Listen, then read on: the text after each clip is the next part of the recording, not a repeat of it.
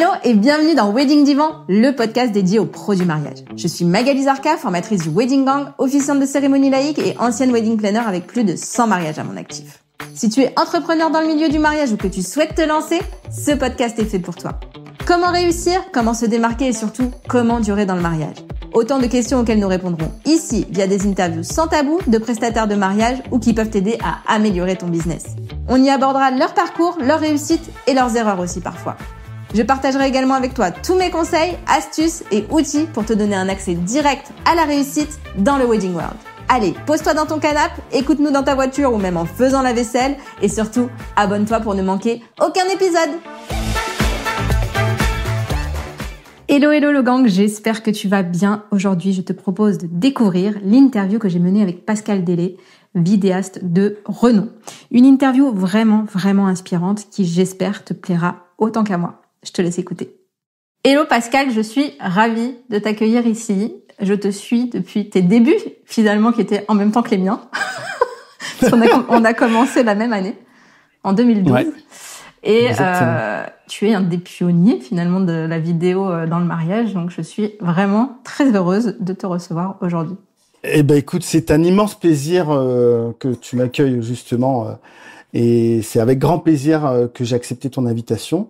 Et comme tu dis, oui, là, je commence à accuser le coup du temps, là. Tu vois, j'ai des petits poils blancs là, sous le menton. Et oui, on a commencé ensemble et en 2012. Donc, je suis ravi d'être ici aujourd'hui. Je me souviens même que je t'avais... Alors, c'est finalement François de Recordio qui avait fait la vidéo de mon lancement quand j'étais wedding planner, parce que j'avais fait une soirée de lancement. Et je t'avais quand même contacté en premier, je crois. C'est vrai? Ouais. Donc, oui, c'est fort probable. Ouais, c'était 2012, donc ça date un peu. Mais je me souviens de ça. Je me souviens de ça parce que, pour moi, voilà, je te l'ai mis dans le guide de préparation de cette interview. T'as été un des premiers à introduire le storytelling, une dimension vraiment cinématographique dans tes vidéos. Et je me souviens même d'une vidéo particulière qui m'a particulièrement touchée. C'était celle à Marrakech. Je sais pas si tu te souviens de celle-là, mais moi je m'en souviens. Bien sûr. Oui, je me rappelle de toutes mes vidéos mais bien sûr, Marrakech, je m'en souviens très bien. Ouais. Ah mais celui-là, on aurait dit un film quoi. C'est genre, ça a commencé par la nuit étoilée et tout. Enfin, c'était. J'avais fait un time lapse dans la nuit. Enfin, c'était un mariage incroyable et d'autant plus incroyable que le photographe qui m'accompagnait était Xavier Navarro sur ce mariage-là. Et on a été accueillis par des mariés extraordinaires et d'une gentillesse incroyable. Ça se voyait. Et c'était mon premier mariage déjà au Maroc et en plus dans le désert. Enfin, je veux dire, c'était quelque chose de fou. Franchement, honnêtement, on n'en voyait pas encore des tonnes de vidéos de mariage comme ça en plein désert. Donc c'était quelque chose de fou. Et j'avais shooté en RAW. Alors pour les spécialistes, ils sauront de quoi je parle, mais j'avais shooté avec Magic Lantern, et ce qui avait apporté aussi une qualité supplémentaire en fait à cette production-là. Alors, comparé à ce pour ceux qui sont novices, ça veut dire quoi? En fait, oui, c'est vrai, c'est que en fait à l'époque, quasi tout le monde, enfin la plus grande partie de mes collègues et de mes confrères, on bossait tous avec un Canon 5D Mark II. Je sais pas si tu te souviens. Pas du tout. Canon, non. Voilà. C'était le boîtier, l'appareil photo avec lequel voilà. Ce boîtier-là, en fait, on l'avait poussé à ses limites puisqu'il y avait un espèce de hacking qui était sorti à l'époque, qui s'appelait Magic Lantern, qui permettait d'augmenter, en fait, la qualité de l'image. Et donc, du coup, ce mariage-là, je l'ai tourné en RAW avec Magic Lantern. Et forcément, ça a rajouté une dimension supplémentaire en fait à la production, au film de mariage que j'avais rendu. Donc, j'en avais profité effectivement pour apporter cette dimension un peu documentaire sur ce mariage-là, accentuer le côté storytelling, comme tu dis, et le côté cinématique. Donc, c'était le début de ma nouvelle identité visuelle en fait. Alors, ça va être notre sujet du jour un peu.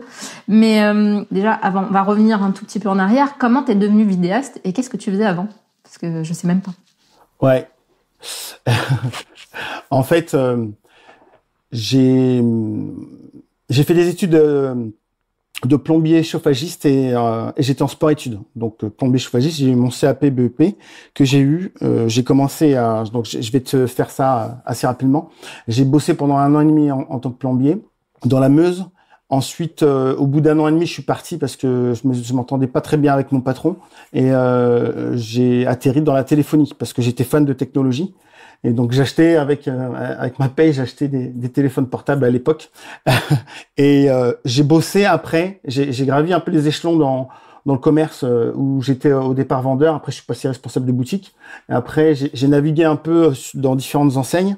Mais au total, ça a concilié à peu près 10 ans en fait dans le commerce entre SFR, différentes enseignes. Et à l'aube de mes 30 ans, j'ai voulu changer puisque j'avais mon frère qui était infirmier libéral. J'allais tous les étés en fait à Marseille chez lui en vacances. Et un jour, il m'a dit de faire une tournée avec lui. Donc j'ai fait une tournée. Donc une tournée, c'est on se lève le matin à 5 heures du matin et puis on fait une tournée pour aller voir les patients. Et à la fin de cette journée-là, en fait, j'ai eu comme une espèce de révélation où je me suis vu à travers lui et je me suis dit mais j'adorerais faire ce qu'il fait. Et donc j'ai commencé à comment dirais-je, à faire les démarches pour être aide-soignant. Donc j'ai passé mon concours, j'ai eu mon concours, je suis rentré à l'école d'aide-soignant, j'ai eu mon diplôme et j'ai commencé à travailler à l'hôpital. Je faisais des vacations de nuit à Marseille. Et à l'époque, j'habitais à Arles et après, j'ai bossé à l'hôpital de Arles en gériatrie. Et à côté de ça, en fait, je faisais un peu de vidéo, mais vraiment de la vidéo loisir, un peu de photo aussi de loisir. D'ailleurs, j'ai commencé par la photo. En fait. Avant d'être dans la vidéo, j'ai commencé par la photo. Et très vite, cette passion pour la vidéo m'a submergé. C'est-à-dire que ça devenait un peu obsessionnel puisque j'avais compris que le but de ma vie, en tout cas, je prenais du plaisir à raconter des histoires, que ce soit des histoires pour ma famille, pour des amis. Et voilà comment que j'ai commencé en fait la vidéo. Donc, au bout de un peu plus de 6 mois à travailler à l'hôpital de Arles, j'ai fait une vidéo, un save the date d'amis qui se mariaient au lac de Caume. Et je l'ai. Bon, t'avais bien commencé déjà. Ouais, j'avais bien commencé, mais bien sûr, ça a été un formidable tremplin puisque c'était un terrain de jeu extraordinaire, le lac de Caume, très romantique et puis c'était à l'époque où les save the date étaient vachement à la mode. Je regarde aujourd'hui, il y en a quasi plus. Ouais. Ah ben il y en a quasi plus quoi. Et donc le save the date c'était quelque chose d'incontournable avant la vidéo de mariage. Et puis c'était une manière originale aussi d'annoncer la date de mariage aux invités, à la famille et les amis. Donc cette vidéo-là a été publiée sur le blog de la mariée aux pieds nus et ma vie a changé à ce moment-là. Voilà, je me rappelle, c'était la date de publication, si je dis pas de bêtises, ça devait être le 21 octobre 2011. Ah oui.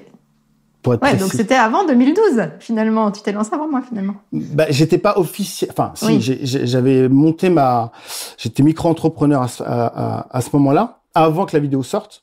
Mais officiellement, je m'étais lancé en micro-entreprise pour me dire, ça va être un petit complément de mon salaire d'aide-soignant.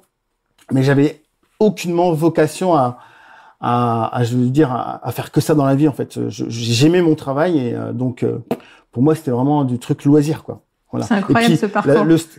Ouais, j'ai bien fait de te poser la question. Bah ouais non mais c'est oui je m'y attendais pas du tout. Mais c'est ce qui fait aussi, je pense, c'est ce qui me construit en tout cas aujourd'hui. Clairement. C'est ce qui m'a construit. C'est sûr. Et comment tu as eu l'idée et l'envie finalement d'introduire justement cette partie storytelling, cinématographie dans tes vidéos? Est-ce que c'est venu au fur et à mesure? Est-ce que c'était un truc que tu as eu tout de suite? Non, c'est pas un truc que j'ai eu tout de suite. C'était un peu enfui au fond de moi-même. C'est-à-dire que j'ai été... en fait, sans être cinéphile, j'aime qu'on me raconte des histoires en images. Donc, je suis quelqu'un qui est ultra sensible à ce que j'entends, à ce que je vois.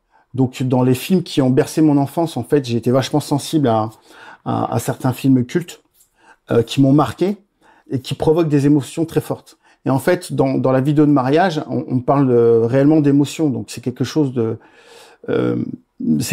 très important. et on est obligé de raconter des histoires. Et en fait, quand j'ai commencé la vidéo de mariage, à faire des vidéos de mariage, moi, je m'étais basé sur un modèle qui existait à l'époque, qui s'appelait Stillmotion. Stillmotion, c'est le papa de tous les cinéastes de mariage au monde, puisque c'est eux qui ont commencé et qui ont développé et qui ont introduit la vidéo de mariage nouvelle génération, avec ces fameux boîtiers Canon 5D Mark II. Et en fait, leur film, donc c'est une boîte américaine, et en fait, leur film était conçu comme... il y avait un vrai storytelling, en fait. Il y avait un vrai storytelling. C'était des gars qui sortaient d'écoles de cinéma aux États-Unis, et puis ils ont dit, bah tiens, on va faire de la vidéo de mariage, quoi. Mais les mecs, ils ont fait la vidéo de mariage, mais à un niveau hyper élevé et très cinématographique. Alors, en tout cas, très cinématographique dans l'approche, dans l'image et dans les compositions. Et en fait, ils ont irradié le monde entier. Sauf que l'erreur que la plupart des personnes ont fait, c'est que on a voulu reproduire exactement ce qu'ils faisaient eux à l'époque. C'est-à-dire que leur film a été une inspiration pour le monde entier. Et le problème, c'est que à un moment donné, moi, je me sentais un peu coincé dans cette espèce de notice, parce que pour moi, c'était une notice en fait.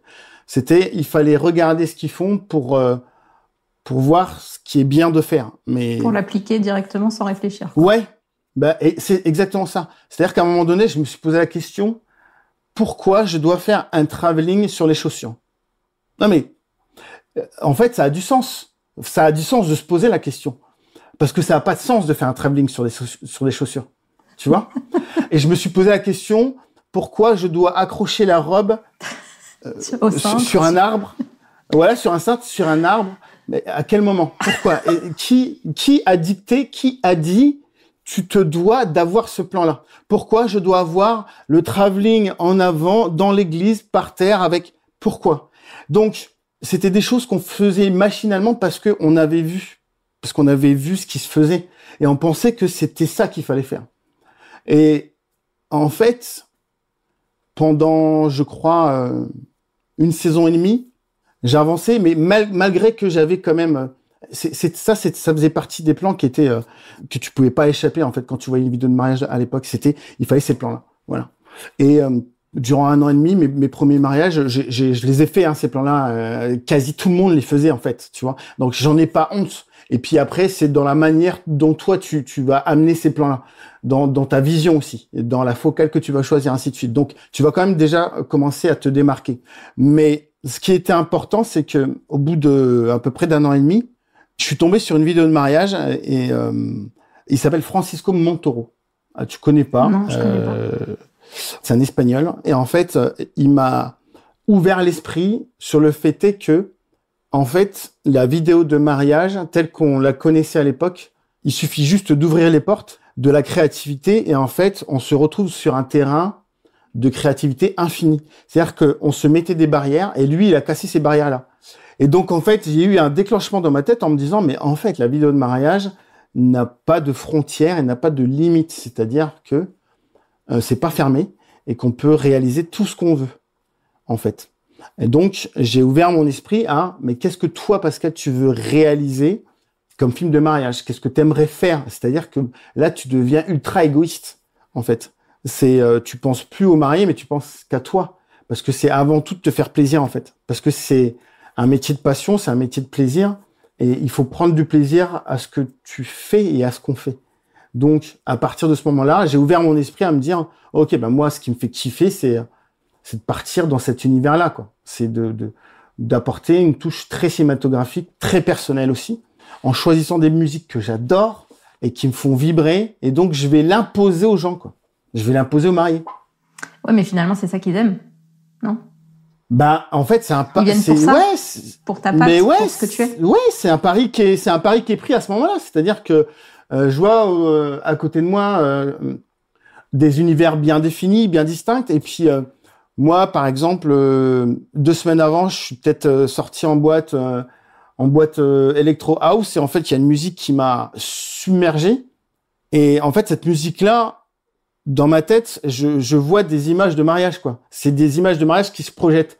Et là, je me dis, mais c'est un truc de fou. Donc, je Shazam cette musique, je rentre chez moi, je fais le mariage, et en fait, je veux absolument ressentir ce que j'ai ressenti au moment où j'ai ressenti la musique, parce que j'ai ressenti des émotions, et en fait, je veux les coller avec les images de mariage.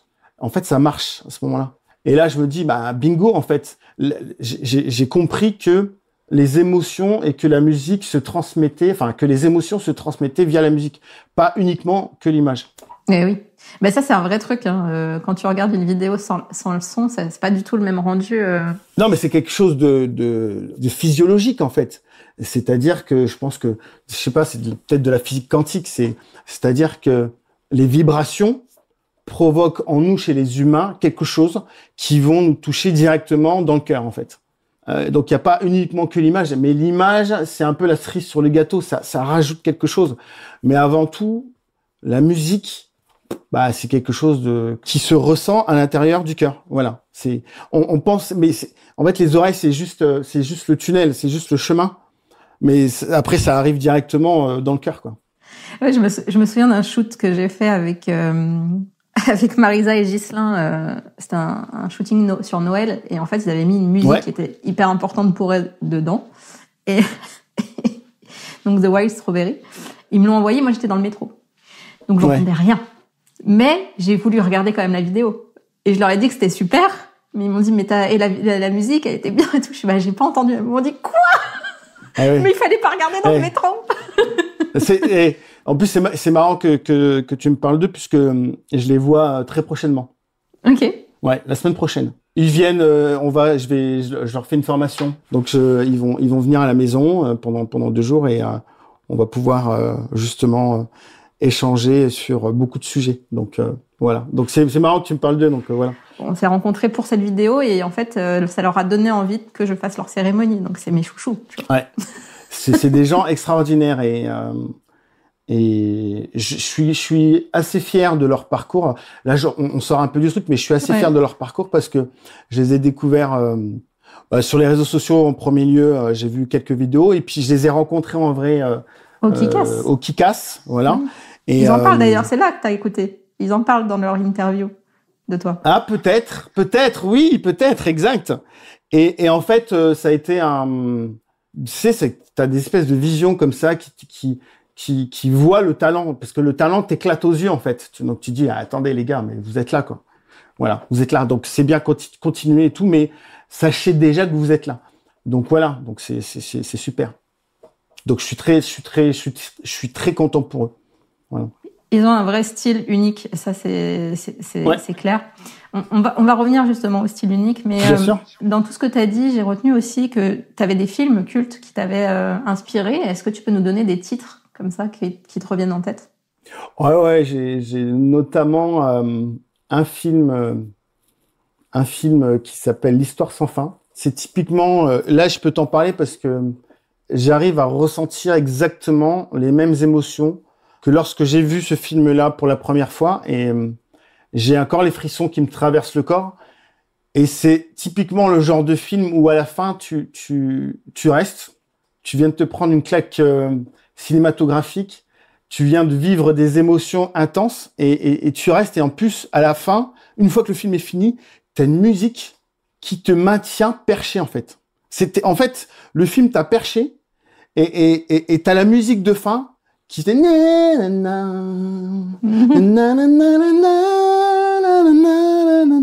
donc c'est un truc qui te maintient en fait suspendu, et tu redescends pas, parce que tu viens de vivre tellement d'émotions, et puis t'as la musique qui te maintient encore, et puis toi t'es là devant ton écran, et là t'arrives plus à bouger, tu sais plus quoi faire, juste t'es en train de repenser à tout ce que tu viens de voir, et après ça tu fais des rêves de la princesse Fantasia pendant 15 jours et tout. Enfin, c'est des trucs de taré, mais en fait, quand je te dis c'est des trucs de taré, c'est que c'est des émotions qui sont tellement fortes qu'un film puisse te provoquer justement ce type d'émotion, où en fait tu vas rêver d'être le héros du film, où tu vas rêver parce que t'es amoureux de la princesse Fantasia, la petite blonde là qui était super mignonne et tout, magnifique. Non, mais l'histoire est extraordinaire, donc ça mélange le fantastique, l'héroïque, enfin il y a tout. Tous les éléments sont compris dans ce film-là, Donc ça fait partie de ce type de films qui m'ont vachement marqué en fait. Tu t'échappes totalement ou en fait pendant je sais plus 1h30 ou 2 heures, t'es ailleurs quoi. Donc si je devais en retenir un, c'est celui-là. Et puis quand tu regardes à la fin qui l'a réalisé, bah c'est Spielberg quoi. Enfin, je me souviens très bien. C'est pas vrai, je me souviens pas très bien de ce film. Je me souviens très bien que j'ai adoré ce film, que je l'ai vu plusieurs fois, mais j'arrive pas à me souvenir. Enfin, je vois je sais pas comment ce que c'était comme. Le dragon, le chien, le chien dragon. Ouais. Voilà, je me souviens très bien de ça, mais par contre, il faudrait que je le regarde à nouveau parce que je sais que j'ai adoré ce film. Il y a une chose qui à l'intérieur de ce film-là m'a profondément marqué. C'est à un moment donné, il y a le géant de pierre qui parle. En fait, le géant de pierre, il est costaud, il est énorme, et il a peur d'une seule chose. Et tu te dis, ce gros géant de pierre, il a pas peur puisqu'il est déjà très fort. Mais il a peur d'une seule chose, il a peur du néant.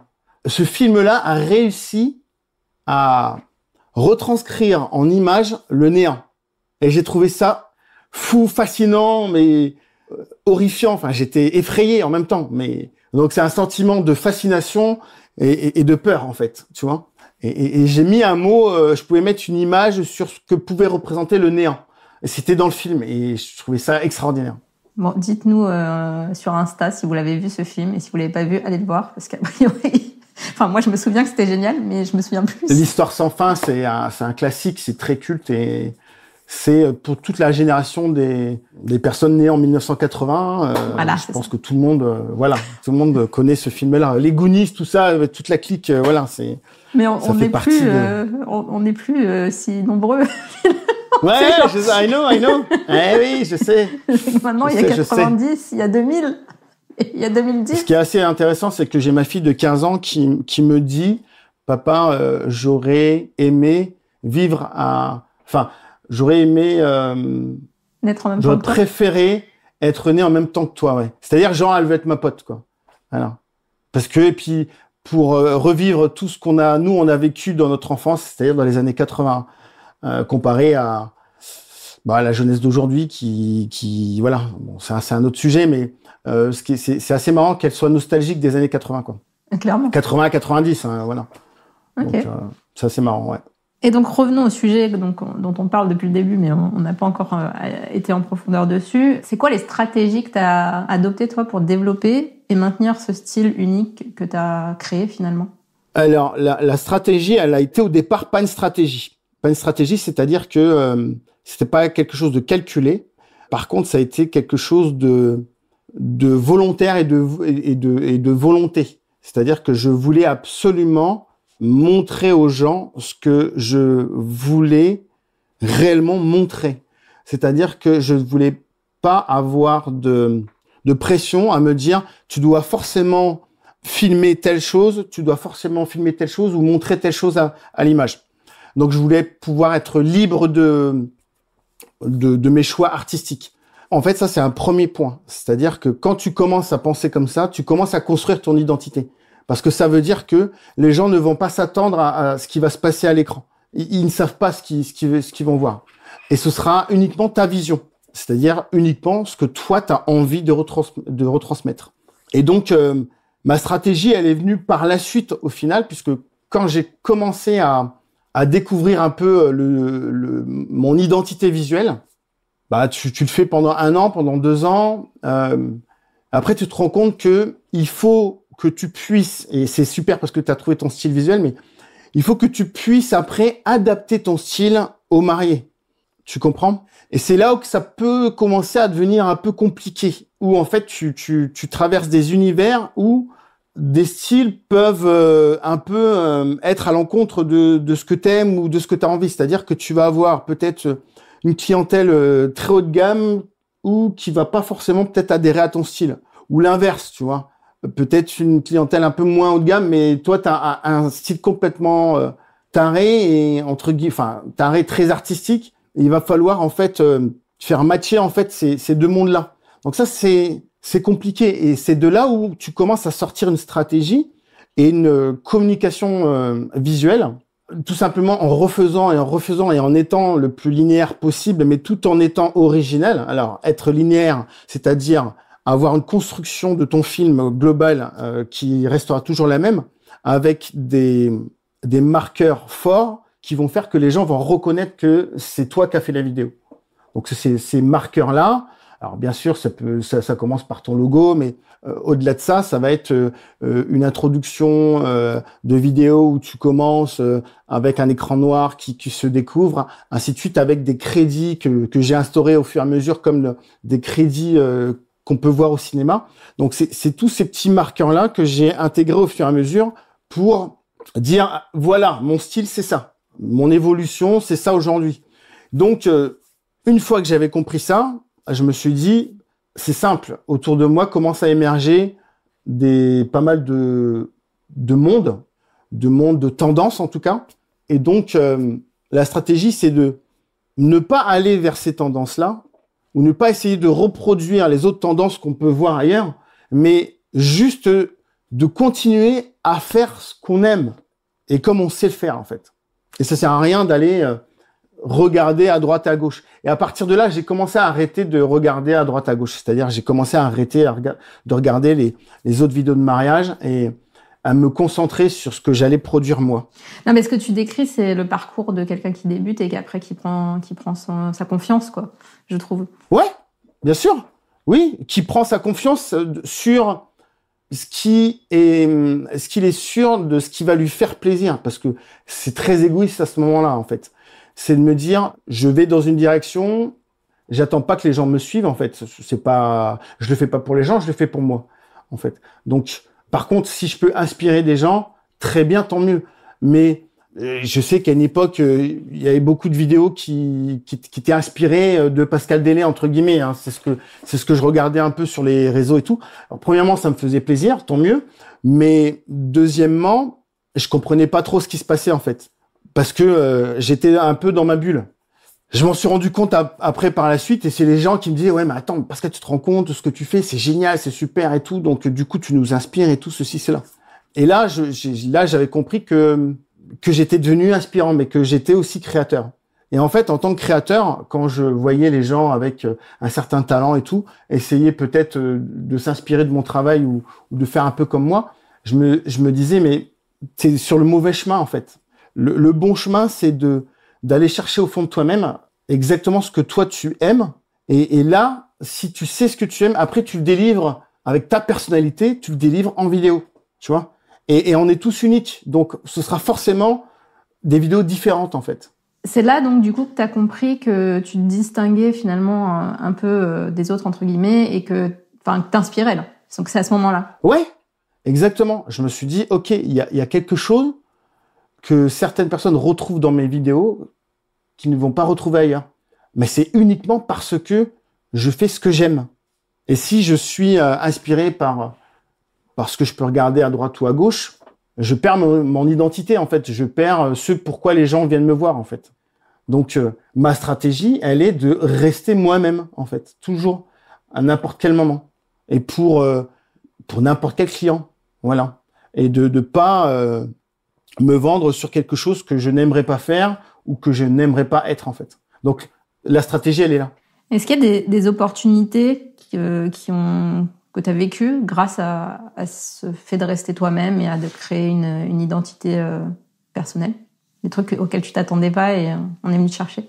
Oui, bien sûr. Ah bah bien sûr, oui. Et c'est ce qui est fou, c'est que la vidéo de mariage apporte justement est un chemin direct sur des mondes parallèles entre guillemets où en fait ça t'amène à travailler avec des grandes marques ou avec des grands groupes qui n'a rien à voir avec la vidéo de mariage, mais ce sont des personnes qui étaient soit qui faisaient partie du mariage, en tout cas qui étaient des invités, qui ont été touchés par la suite par ma vidéo et qui m'ont contacté post-mariage en me disant mais on a vu la vidéo que vous avez faite pour tel ou tel couple, c'est complètement dingue. Écoutez, j'ai une société, j'aimerais bien vous embaucher pour une vidéo promo, ceci, ainsi de suite. Et c'est comme ça aussi que j'ai commencé aussi à faire du corporate qui m'a emmené même à travailler même pour eBay. Et je me rappelle quand j'avais fait ma première vidéo pour eBay, la nana qui était responsable communication chez eBay et qui me dit mais j'ai vu ce que vous faisiez, c'est vous qui faites les vidéos de Rima Rodaki aussi? Ah, mais elle était fan et tout. Donc, ce qui était marrant, c'est que, à la base, cette vidéo de mariage-là, t'amène à faire de la vidéo de mode, t'amène à faire de la vidéo corporate. Donc, t'amène au final sur des opportunités juste incroyables à bosser pour des marques ou des grands groupes ou alors on t'invite à tel ou tel endroit à cause et grâce à la vidéo de mariage. Alors, ça me fait penser... alors, on n'a jamais travaillé pour de vrai ensemble. C'est ce que je te disais à la LOB. Oui. Mais je me souviens d'une anecdote qu'on a en commun. Je sais pas si tu te souviens, c'était avec Arthur. Où en fait, tu sais, je l'avais booké, moi, sur des mariages. Il se lançait. Donc, je l'avais booké sur des mariages gratuitement. Je sais pas si on peut le dire. Ouais. Gratuitement. Bah, je sais. On verra. Mais enfin, il se lançait, donc je l'avais booké sur un mariage. Ah mais oui, c'était avant qu'il travaille pour moi. C'était avant qu'il travaille pour toi. Oui, et oui, du tout coup, à fait. Ouais. Il m'a annulé ses mariages pour travailler avec toi. Et je t'avais appelé. Je sais pas si tu te souviens ou pas. Ah, et je t'avais dit, écoute, je suis deg parce que va falloir que je retrouve quelqu'un, mais après, c'est mon métier de wedding planner. Mais je suis tellement fière parce que j'étais sûre qu'il allait être génial, ce mec. Et tu m'as dit, putain, si tout le monde pouvait réagir comme toi. Mais non, mais tu t'es fait pourrir. Non, mais bien sûr, mais tu sais, en fait, je suis fier d'une chose, c'est que quand je vois le parcours d'Arthur ou les personnes qui ont pu travailler autour de moi ou avec moi, je suis content en fait parce que je suis quelqu'un qui je trouve ça super gratifiant de pouvoir élever certaines personnes, en tout cas montrer le chemin ou accompagner ou montrer comment en fait délivrer des émotions à travers une image. Donc c'est cool. Mais oui, je me rappelais plus de cette histoire avec Arthur, mais oui, effectivement, je me rappelle qu'il avait il avait des mariages à faire et donc ok oui je me rappelle. Et tu m'avais dit que tu t'étais fait en fait, moi je t'avais dit après c'est mon taf, je vais retrouver quelqu'un, c'est pas un problème. Et tu m'avais dit je me suis fait ruiner par d'autres wedding planners parce que non mais oui et puis non mais c'est clair. C'est comme on dit c'est.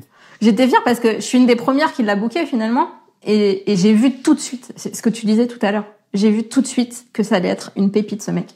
Ce que j'ai vécu, ce que j'ai vu aussi avec Marisa Ghislain, tu vois.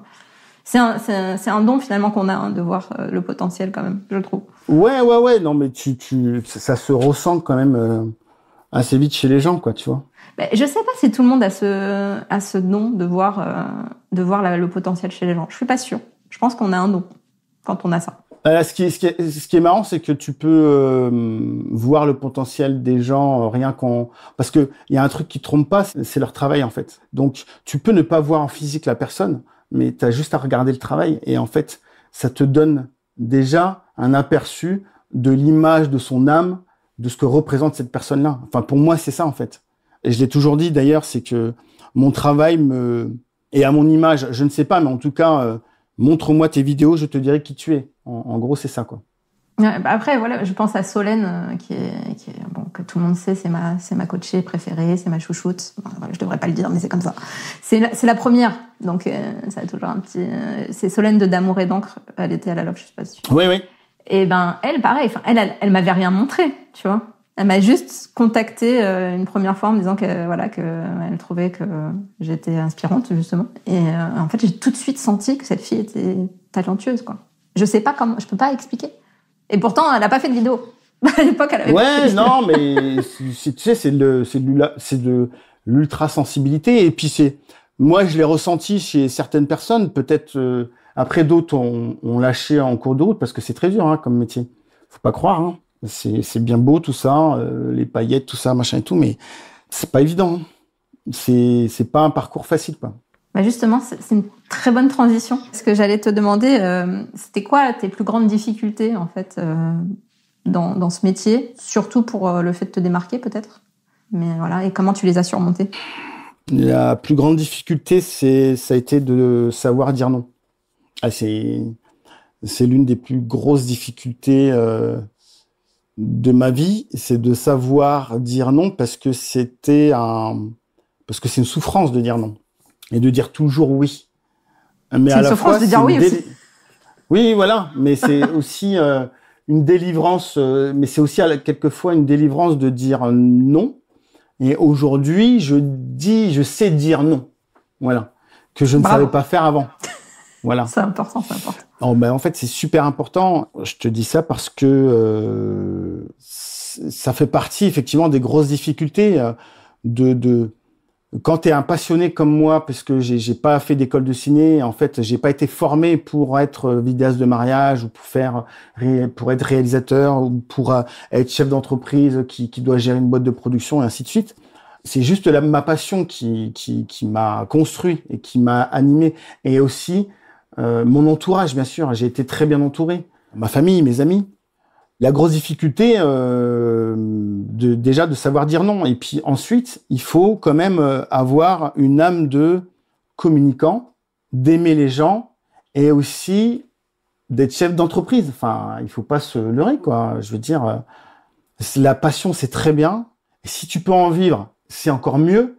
Mais pour savoir en vivre, il faut aimer la gestion.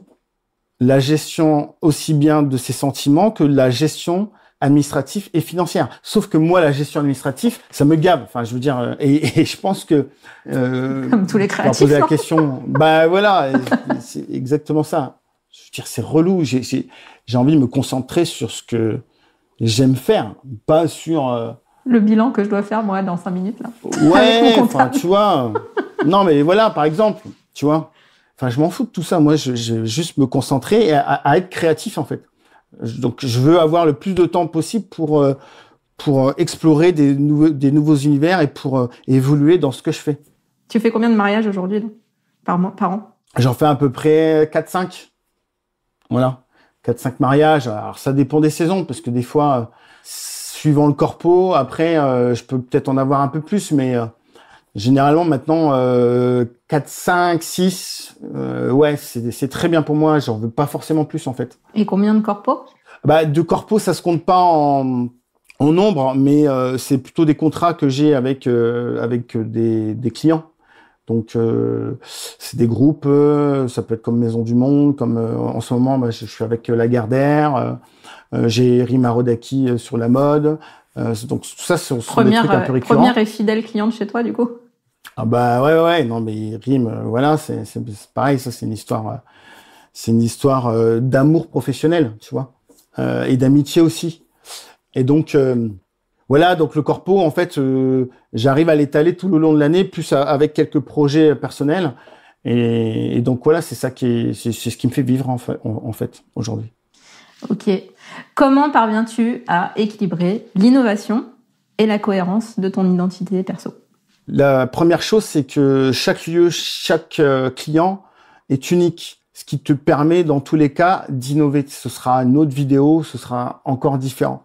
La seule chose, c'est qui va différer, c'est comment tu vas pouvoir ressentir l'émotion des gens, que les gens vont te donner, que tes clients vont te donner. Et qu'est-ce que tu en fais après de cette émotion-là? C'est-à-dire que j'ai vécu une expérience extraordinaire sur ce mariage-là. Ça a été soit une émotion triste ou de joie, et qu'est-ce que j'en fais avec ça? Et donc, je rentre dans un processus je vais aller rechercher une musique, et je vais aller m'inspirer d'une émission de télé, d'un documentaire, d'une pub, de quelque chose que j'ai vécu, enfin, j'en sais rien, mais je vais aller me raccrocher à des émotions que j'ai ressenties peut-être 6 mois avant ou 6 mois après. En fait, je vais reconnecter les mêmes émotions que j'ai ressenties sur le mariage, et cette émotion que j'ai pu ressentir ailleurs 6 mois avant ou 6 mois après. Enfin, 6 mois après, 6 mois avant. Et je vais essayer de recoller tout ça et de réunir en fait la musique, les émotions, les images, ma composition d'images. Et ce qui fait qu'à chaque fois, c'est quelque chose d'unique. Ce qui fait que en fait, c'est tout le temps différent en fait, tu vois. Mais c'est mon processus en fait, il est là. C'est toujours dans un souci de faire ressentir des émotions et faire ressentir quelque chose aux téléspectateurs, ou en tout cas aux personnes qui verront cette vidéo-là. En premier lieu, bien sûr, les mariés. Je sais pas si j'ai été clair. Ouais. Je vais te poser la question que je préfère, que je t'ai pas envoyée, mais que je préfère. Donc, si tu as écouté, tu la connais sûrement. C'était à quel âge la pire période de ta vie? À quel âge la pire période de ma vie? Ça dépend, en fait. Enfin, c'est pas que ça dépend, c'est qu'il y en a eu plusieurs. Il y en a eu un peu dans mon enfance. Et après, il y en a eu récemment, il y a 5 ans, où en fait, j'ai fait un petit burn-out, quoi. Voilà, comme beaucoup. Enfin, comme beaucoup en tout cas. Je pense être un être humain et voilà. Et c'est quelque chose de pas forcément facile à dire, à avouer et voilà. Donc voilà, ça fait partie de ces bad, de ces mauvais moments de vie que t'as envie d'oublier, quoi. Et du coup, tu dirais quoi au Pascal qui a vécu ces 2 moments-là aujourd'hui avec le recul que t'as? Eh ben que ces moments-là, que ça soit dans son enfance ou il y a 5 ans récemment, c'est à la fois destructeur, mais ça te construit aussi. Donc c'est en gros de se dire c'est un mal pour un bien et ça te rend plus fort. Voilà. Donc aujourd'hui, ce que j'ai vécu dans mon enfance m'a fait la personne que je suis aujourd'hui. Ce que j'ai vécu récemment me fait être la personne que je suis encore aujourd'hui. Et c'est quelque chose, ce sont pas des défaites, mais ce sont des reconstructions. Et je trouve ça très très bien et très fort de pouvoir le voir dans cette vision-là, en tout cas, sur cette vision-là. Je suis totalement alignée à ce que tu dis. En tout cas, merci infiniment, Pascal, c'était hyper intéressant. Merci à toi, de rien. Et puis, peut-être à très vite, je ne sais pas. Peut-être à très vite. Merci encore. Merci Pascal. De l'invitation. Merci. À bientôt. Ciao. Et voilà le gang, merci d'avoir écouté cette interview jusqu'au bout. J'espère que tu l'auras aimé autant que moi. Si c'est le cas, partage-la sur Insta en nous taguant Pascal et moi, ça nous fera trop plaisir. Et bien sûr, tu sais que tu peux toujours mettre 5 étoiles et un super avis au podcast sur Apple Podcast ou Spotify, c'est ce qui m'aide le plus à le faire connaître, tu le sais maintenant. Un immense merci à toi et à très vite pour le prochain épisode.